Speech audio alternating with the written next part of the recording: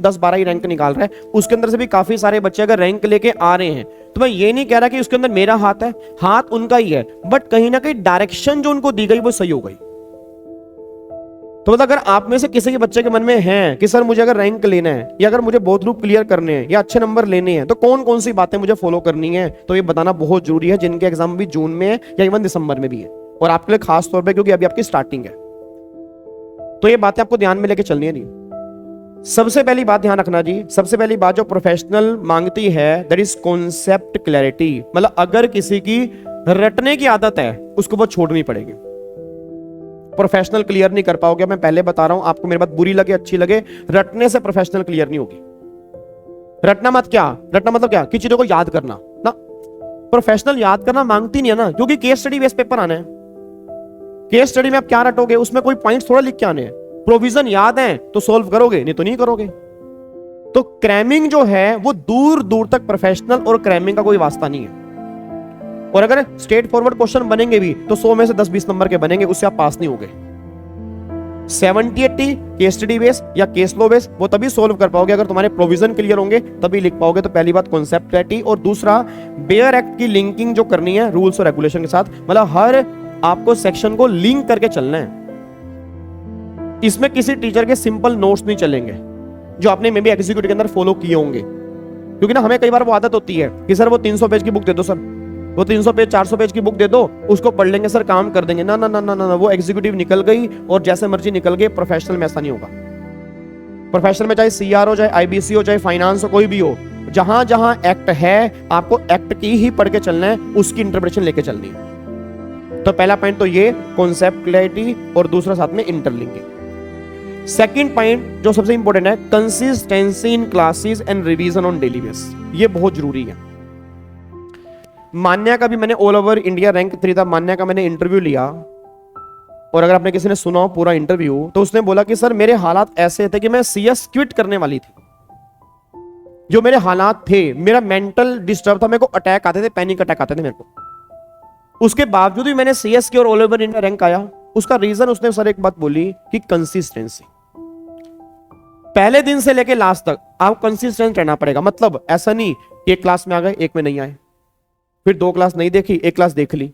ये प्रोफेशनल के अंदर मजाक नहीं चलेगा, ये मजाक बिल्कुल नहीं चलेगा सर। क्योंकि देखो आपको मैं एक बात कहता हूं, क्या आप अपनी जिंदगी को अगले 9 महीने नहीं दे सकते? अगर नहीं दे सकते तो तुम सीएस बनने के लायक नहीं हो। मैं सिंपल सी बात कह रहा हूं, अगर कोई बच्चा जिसके दिसंबर में एग्जाम है, अगर कोई बच्चा अपने 3 महीने नहीं दे सकता अगले, वो सीएस बनने के लायक है ही नहीं, क्योंकि उसको सीएस की पढ़ाई से भी ज्यादा कुछ और इंपॉर्टेंट है। तो फिर वो ये क्यों कर रहा है? बात समझ रहे हो? आपके एग्जाम में 9 महीने, तो जिनके एग्जाम में 9 महीने, जून में एग्जाम में 9 महीने, दिसंबर में एग्जाम में 2-3 महीने, तो आपको डिसाइड करना पड़ेगा क्या ये टाइम मैं दे सकता हूं। यस लिखवा लो सर, आपको सीएस का रिजल्ट पे ऑफ करेगा अगर आप 3 महीने उसको दे दोगे या 9 महीने उसको दे दोगे। क्योंकि सर अगर आप किसी को लव यू कहते हो तभी बदले में लव यू टू मिलता है। अगर आप आई हेट यू कहोगे, आई हेट यू टू मिलेगा। आप उसको फर्स्ट प्रायोरिटी दोगे, वो भी आपको फर्स्ट प्रायोरिटी देगी। आप अगर बोलोगे नहीं मेरे और काम भी हैं, ये तो एक पार्ट टाइम है, तो रिजल्ट भी बोलेगा भाई फिर आराम से लगा रहे, जब मेरा मन करेगा तब पास कर दूंगा, अभी मेरे पास टाइम नहीं है। क्योंकि ऑलरेडी लाइन में कई बच्चे खड़े हैं जो फर्स्ट प्रायोरिटी वाले हैं, तो पहले उनको मैं क्लियर करूंगा ना, तुम्हें क्लियर करूंगा। तो सिंपल प्रोफेशनल में एक बात ध्यान दो, कंसिस्टेंसी बहुत जरूरी है, और डेली क्लास की डेली रिवीजन करना ही बहुत जरूरी है। सिंगल क्लास भी ऐसी ना जाए जब आपने रिवाइज ना किया हो, और मुझे आपके फेस देख के ये लगे ना कि यार तुम लास्ट क्लास रिवाइज नहीं करके आए। वो एग्जीक्यूटिव में चल जाता था। मैं दोबारा कह रहा हूं सर, प्रोफेशनल में गलती बर्दाश्त नहीं है इंस्टीट्यूट को, तुम सीएस बनने वाले हो बस, अब ये बात ध्यान दो। उसके बाद फिर अगला है 100% sacrifice of negative people, social media, unnecessary parties, big friend circle, class bunk etcetera etcetera etcetera. अगर तुम्हें फर्स्ट अटेम्प्ट के अंदर क्लियर करना है, उन दोस्तों से दूर होना पड़ेगा जो तुम्हें नेगेटिव करते हैं। उन लोगों से दूर होना पड़ेगा जो तुम्हें बार बार कहते हैं भाई अटेम्प्ट लगते हैं, ये लगता है वो लगता है, लगते होंगे। अब मेरा प्रोफेशनल के अंदर पहला अटेम्प्ट है, that is my last attempt है। एग्जाम में जो लग गए, ये मत मान लेना एग्जाम में लगे तो यहां तो लगेंगे। अगर ये मान लिया लग गया अटेम्प्ट, लग गया, मैं कह रहा हूं लग गया, फिर तुम कुछ नहीं कर सकते। क्यों? अगर तुमने दिमाग में सोच लिया कि वहां लगा तो यहां भी लगेगा, तो लगेगा। अगर तुमने ये सोच लिया कि वहां लग गया, अब लगने नहीं दूंगा, तो नहीं लगेगा। तो सारी गेम सिर्फ मेंटल लेवल के, तुम सोचते क्या हो। अगर तुम यहां से बिठा लोगे कि भैया मेरे को इस टर्म के अंदर क्लियर करना है, हो जाएगा सर, हमने भी क्लियर किया है, सब बनते हैं, तुम भी बनोगे, इस बार भी रिजल्ट आया है, चाहे कम आया है, बन तो रहे हैं ना लोग, तो तुम भी बन सकते हो। तो जितने नेगेटिव पीपल है उनको अवॉइड कर दो। सोशल मीडिया यूज करो अपने काम के लिए, अपने अच्छी नॉलेज के लिए, बेकार की बातों में उसको छोड़ दो। सिर्फ 9 महीने में मांग रहा हूं, 9 महीने दे दोगे, डिग्री आपको मिल जाएगी। डिग्री मिल गई, कौन पूछ रहा आपको। जिस दिन तुम्हारे पास सीएस की डिग्री होगी ना, मम्मी नहीं पूछेगी बेटे इसमें क्यों घुसा हुआ है, मम्मी क्वेश्चन रेज ही नहीं करे। क्यों? मम्मी को पता है कि अब तू बन चुका है। अभी मम्मी क्यों बार बार बोलती है कि बेटे तू कुछ बना नहीं है, इसमें घुस के क्या कर रहा है तू। बच्चा कहता है सर हमारे पेरेंट्स सपोर्ट नहीं करते। कैसे करेंगे भाई तुम्हारी सपोर्ट, तुम कुछ बने हो, अभी तक बन के दिखाया तुमने कुछ उनको। एक बच्चा कहता है सर मेरे को 6 अटेम्प्ट हो गए, पेरेंट्स ताने मारते हैं, तुम लोग कुछ करके तो दिखाओ। फिर वो ताने बंद कर देंगे। तुमने अपने पेरेंट्स को बोला कि पापा मैंने क्लियर कर दिया, उनके भी तो इच्छाएं हैं ना, वो भी तो पैसे लगा रहे हैं सर, वो पैसा लगा रहे हैं, उनका पैसा वेस्ट जाता जा रहा है। सर प्रोफेशनल एग्जाम में फेल तो होते हैं, तुम ये मान चुके हो तो फेल हो रहे हो तुम। जिस दिन तुम ये मान लोगे ना, तुम अटेम्प्ट में क्लियर कर जाओगे, क्योंकि तुम उनको नहीं देख रहे फर्स्ट अटेम्प्ट वालों को, तुम देख रहे हो फेलियर को, तो फेल हो ही जाओगे। तो उनको देखो ना जिनके रैंक भी तो आ रहे हैं फर्स्ट अटेम्प्ट के अंदर। 9 महीने में 3 ग्रुप देके जो बच्चा रैंक लेके आ रहा है, क्या वो नहीं पढ़ रहे? उसने कहां से 9 महीने के अंदर पढ़ लिया भाई? वो कौन सा किस खेत की मूली है? वो भी तुम्हारे अंदर से, बस तुम उसको देख नहीं रहे। नहीं सर उसका तो, एक बच्चे ने कमेंट लिखा, मान्या का अलग लेवल का दिमाग होगा। कोई बात बनी है? अलग लेवल का दिमाग होगा। अगर तुम यही मान के बैठ गए हो, तुम जिंदगी में रैंक कभी ले ही नहीं सकते, क्योंकि तुमने क्या मान लिया कि उसके अंदर कुछ अलग बात है, मेरे अंदर वो बात नहीं है। तुम उस तक पहुंचने की कोशिश ही नहीं कर रहे ना। फिर कोशिश तो करो। भगवान कह रहा है सर कि तुम आओ थोड़ा सा आगे बढ़ो, मैं आगे बढ़ता हूं, मैं तुम्हें निकाल दूंगा। समझ में आ रही है? तो ये ध्यान रखना। आपको थोड़ा सा मैं स्टार्टिंग में अलर्ट कर रहा हूं, वैसे आपका माइंड मैच्योर है। अब प्रोफेशनल के बच्चों को मैं ज्यादा समझाता नहीं, क्योंकि मेरे को लगता है उनका लेवल थोड़ा सा ऊपर हो जाता है, बट फिर भी छोटी छोटी गलतियां बहुत बड़ी मिस्टेक बन जाती हैं एग्जाम टाइम के अंदर। तो जो नेगेटिव करे दूर हो जाओ, कोई दिक्कत। दोस्ती यारी बाद की बातें भी हो सकती हैं, दोस्ती यारी से जिंदगी नहीं चलती। दोस्ती बन जाएगी जब तुम सीएस बन जाओगे। ये दोस्ती कई बार आगे रह के काम भी नहीं आती, मैं सही बता रहा हूं। मेरे कई स्कूल के दोस्त, नंबर ही नहीं है उनका, वो कहां मैं कहां। दोस्ती काम कौन सी आ रही है? सीए बनने के बाद की। तो कई बार ऐसा नहीं है कि लॉन्ग टर्म अगर दोस्ती चाहिए तो डिग्री थोड़ी सी लेट हो जाती है कई बार। तो वो तुम्हारे ऊपर डिपेंड करता है कि तुम्हें क्या चाहिए। उसके बाद जी presentation skill, how to write paper, ये बहुत इंपॉर्टेंट है। पेपर आपको लिखना आना चाहिए, कैसे सोल्व करना है, कैसे केस स्टडी सोल्व करनी है, कितने सेक्शन आपको कहां कहां कोट करने, ये बहुत जरूरी है। हाउ टू राइट एग्जीक्यूटिव में चलो चलता था, प्रोफेशनल के अंदर बहुत, क्योंकि हर पेपर सब्जेक्टिव है, कोई गोले भरने नहीं है। तो लिखना है, तो लिखने की हैबिट आपकी अच्छी खासी होनी चाहिए, स्पीड आपकी अच्छी खासी होनी चाहिए। उसके बाद फिर आ रहा है retention of important sections and case laws, मतलब जहां जहां इंपॉर्टेंट सेक्शन है आपको याद होने चाहिए। जैसे मैंने बोला ना मर्जर एंड एक्विजिशन में 230 से लेकर 240, तो जहां जहां लिंकिंग हो रही है थोड़ा बहुत अगर याद करोगे आपको नंबर एक्स्ट्रा मिलेंगे। बात समझ आ रही मेरी? जैसे आपको मैं एग्जांपल देता हूं, यहाँ पे मेरी वाइफ के सीए फाइनल में ऑल इंडिया रैंक था, उसका ऑल इंडिया रैंक था मेरे ख्याल से 33, और उस टाइम इंस्टीट्यूट का सीए वालों का बहुत कम रिजल्ट था, 3%। उसमें रैंक आया 33 उसका ऑल ओवर इंडिया। मैं उसको आज तक पूछता हूं कि तेरा रैंक आया कैसे? मेरे को तो लगता नहीं तेरा रैंक आया, मतलब मेरे को तो ना उनको देख के लगता था यार वो पढ़ती नहीं है, क्योंकि हम नॉर्मली क्लास में एक साथ थे। बट जब उसने शीट मंगा के मेरे को दिखाई ना कि भाई साहब ये देखो, तो मैं हैरान हो गया कि वाकई प्रेजेंटेशन के नंबर बहुत अच्छे मिलते हैं यार। क्या नीट एंड क्लीन पेपर लिखा है, अंडरलाइन किया हुआ है, सेक्शन कोड किए हुए हैं, केस स्टडीज लिखी हुई हैं, प्रॉपर भाई साहब छोटे छोटे पैराग्राफ बनाए हुए हैं। हम तो गंद मार के आते हैं। यही फर्क है रैंक होल्डर और हम में सर, और कोई फर्क नहीं है। जीतने वाले कुछ अलग काम नहीं कर रहे, हर काम को अलग ढंग से कर रहे हैं। पढ़ा उसने भी सेम है, पढ़ा आपने भी सेम है, उसके लिखने का तरीका अलग है। बस उसको पता उसको लिखना कैसे, कहां सेक्शन, कहां अंडरलाइन, कहां छोटे पैराग्राफ, कहां पॉइंट्स, उसको पता है, रैंक ले जाएगा वो। और वो हमारे अंदर कमी रहती है। बस हम भाई साहब इतना गंद मार देते हैं, कई बार हमें खुद अपनी हैंडराइटिंग समझ में नहीं आती हमने लिखा क्या है। पहला क्वेश्चन करेंगे बिंदी, लिपस्टिक, मैनीक्योर, पेडिक्योर, सब कुछ पहले क्वेश्चन में, और लास्ट वाला क्वेश्चन देखेंगे हैंडराइटिंग मैच ही नहीं होती, नहीं मैच होती सर। बट उनकी हैंडराइटिंग पूरे पेपर के अंदर सेम चलती है, क्योंकि वो पहले से टाइम मैनेज करके चल रहे हैं कि पहले क्वेश्चन में कितना टाइम देना। पागल नहीं है, उनको पता है जितना मर्जी अच्छा लिख लो, मिलने 5 नंबर ही हैं। और दूसरे में तुम गंद मारोगे, वहां 5 में से 0 हो जाएंगे, 5 में से 5 लेके तुम क्या कर लोगे? वो दोनों में 4-4 ले जाएगी, 8 नंबर आ गए उसके। That is time management. बहुत जरूरी है टाइम मैनेजमेंट करना। और 15 मिनट पहले आपको दिए इसलिए गए प्रोफेशनल में, अब 15 मिनट के अंदर टाइम मैनेज करो कैसे करना आपको।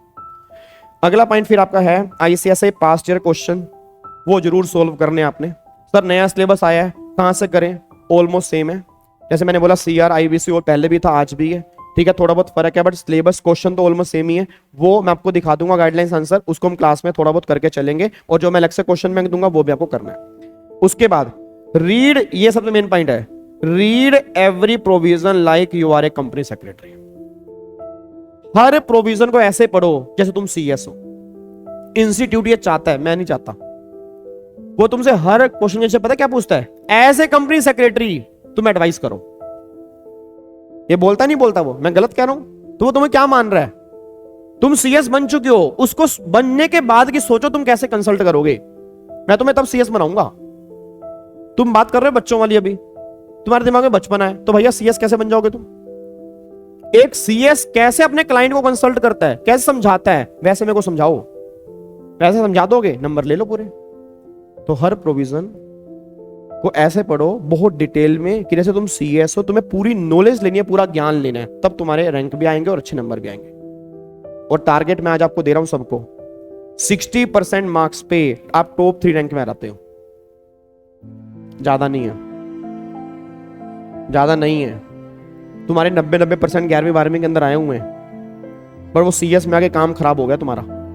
और सीएस में आके तुम्हारा काम तुमने खुद खराब नहीं किया, तुमने दूसरों को देख देख के खराब किया। किसी को देखा, हार्ट बीट आपकी तेज हो गई, उसको नॉलेज ज्यादा है, मेरे को नहीं है, उसको ज्ञान ज्यादा है। और मैंने कहा ना सर प्रॉब्लम पता क्या, आज सबसे बड़ी प्रॉब्लम एक ये भी है कि आजकल जब से यूट्यूब एक्टिव हुआ है ना, तो एक मार्केट में ना एक डर का माहौल बहुत है। मतलब कई लोग इस तरह से डरा देते हैं कि तुझे कुछ आता ही नहीं है, और देख के हमें फील होता है कि हमें कुछ आता ही नहीं है। बस जिस दिन तुम्हारे दिमाग में ये आ गया ना, तुम पास होने से दूर चले गए। क्योंकि सर कई चीजें ऐसी पूछी जाती हैं जो पेपर में ना आती है ना काम की है। बट एक डर का माहौल जब मैंने आपके दिमाग में डाल दिया, तो जब डर का माहौल आपके दिमाग में आ गया, जो आपको आता है वो भी आप भूल जाओगे। मेरा बाप से वादा है। यार एक बात मेरे को बताओ, 10 साल से टेक्स्ट पढ़ा रहा हूं, 10 साल से पढ़ा रहा हूं, एक क्वेश्चन पूछ लूंगा ना एक सेक्शन में से, कोई नहीं बता पाएगा। मैं तो सबको फेल कर दूंगा कि तुझे ये नहीं आता। अरे तुझे ये नहीं आता, तुम्हें 10 साल से पढ़ा रहे हो, तुमने तो पूछा वो एग्जाम में कितनी बार आया है? भाई मैं तो खोद के निकाल दूंगा, मेरा काम क्या है, मेरे को सारा एक्ट पता है। मैं कहीं से कुछ पूछ लूंगा, तुम नहीं बता पाओगे, तुम डिमोटिवेट हो जाओगे, तुम कहोगे मेरे से एग्जाम क्लियर नहीं होंगे, जबकि तुम एग्जाम क्लियर कर सकते थे। ये बहुत बड़ी प्रॉब्लम है। तो पहली बात, अपने दिमाग को कूल रखो जी। जो पढ़ रहा हूं बेस्ट पढ़ रहा हूं, अपना बेस्ट दे रहा हूं, सही ढंग से पढ़ रहा हूं, एग्जाम मेरे क्लियर होंगे, बात खत्म। एग्जाम कैसे क्लियर होंगे? आप स्कैनर उठाओ, पास्ट ईयर क्वेश्चन उठाओ, सोल्व हो रहे हैं, उससे अच्छे लेवल पे हम चल रहे हैं, बात खत्म ना। यार अगर मैं बात का पतंगड़ बना लूं, एक सेक्शन की एक लाइन पकड़ के मैं तुमसे कुछ क्वेश्चन पूछ लूं, सबको ना आता हो, तो मैं तो कह दूंगा लो भैया तुम्हारे बस का नहीं है। तुम कह दोगे यार हमें तो कुछ आता ही नहीं यार, कैसे होगा? पहली बात, पहला क्वेश्चन, क्या वो क्वेश्चन 100 नंबर का आएगा? आएगा भी या नहीं आएगा? कंफर्म है कुछ? तो घबरा क्यों रहे हो? चिल ना, समझ लो उसको। नहीं समझ में आ रहा, आगे तो बढ़ो। तुम वहीं रुक के बैठ गए कि उस क्वेश्चन के बेस पे तुम डिसाइड करो तुम्हें क्लियर नहीं होगा। ये बहुत बड़ी गलत सोच है। तो दिमाग में टारगेट मैं दे रहा हूं सबको, 60% is equal to top 3 rank. और टॉप 3 रैंक मतलब कंपनी में लाखों का पैकेज। 9 महीने की गेम है, गेम अभी तुम्हारे हाथ में है। 9 महीने में दिन काउंट कर लो, एक एक दिन उछलता जा रहा है, क्योंकि झोली से निकलता जा रहा है। जो जा रहा है वो आएगा नहीं, बट जो है वो तुम्हारे पास है। उसको अगर सवार लोगे तो टॉप 3 टॉप 10 में कहीं भी कवर हो सकते हो। टारगेट लेके चलो 60% का, लेके टारगेट 60 नहीं 70 लेके चलो, तभी 60 आएंगे। थोड़ा सा बड़ा लेके चलो, मैं कह रहा हूं रैंक मुश्किल नहीं है प्रोफेशनल में खास तौर पे। ठीक है जी, बस ये बातें अगर आपके अंदर हैं तो आपको मैं दिखा दूंगा आपका रैंक। और बच्चे रैंक लेने वाले कुछ अलग काम नहीं करते सर, मैंने सबसे बात की है। बहुत सारे रैंक होल्डर से मेरी बात होती है, मेरे लिंक में है, उनका बस एक ही रूल है, सर अपने आप पे कॉन्फिडेंस रखना, अपने आप पे विश्वास रखना, कंसिस्टेंसी, और रैंक कुछ नहीं मांगता। और सही बताऊं, वो फिजूल के चक्कर में पड़ते ही नहीं, वो यूट्यूब पे नहीं बैठे रहते, ज्यादा यूट्यूब पे नहीं होते, वो अपने आप में मस्त होते हैं। उनको पता है कि अगर मैंने यूट्यूब पे कुछ देख लिया और मेरा दिमाग खराब हो गया तो मैं तो रैंक क्या, मैं तो पास भी होना मुश्किल है मेरा। तो यूट्यूब पे तभी हम जाते हैं जब हमें किसी में डाउट हो, अगर वो हमें समझना हो। हम सारा दिन अगर वहां पे देखते रहेंगे तो हम डिमोटिवेट ही होंगे, बस ये पर ध्यान दीजिए। बात समझ में आ रही है ना? क्योंकि मैंने कहा ना, सब यूट्यूब इतना एक्टिव है, डर के माहौल है, तो बच्चा इतना डरा हुआ है, बच्चे को समझ ही नहीं करना क्या है, जबकि इतना मुश्किल नहीं है यार। मैं से बता रहा हूं, इतना मुश्किल नहीं है जितना मुश्किल बनाया जा रहा है। आप थोड़े सा मेहनत करोगे, आप निकल सकते हो, बस ये बात ध्यान दो, अपने ऊपर विश्वास रखो, बस बात खत्म जी। बात समझ में आ रही है? चलो ठीक है, तो फिर बाकी हम मुलाकात करेंगे अब परसों वाली क्लास में, और परसों वाली क्लास में फिर हम एक्ट के ऊपर आ जाएंगे। ठीक है, सेक्शन 1 से स्टार्टिंग करेंगे, थोड़ा सा बेस क्लियर करके और देन फिर हम एक्ट के ऊपर आएंगे। Thank you so much.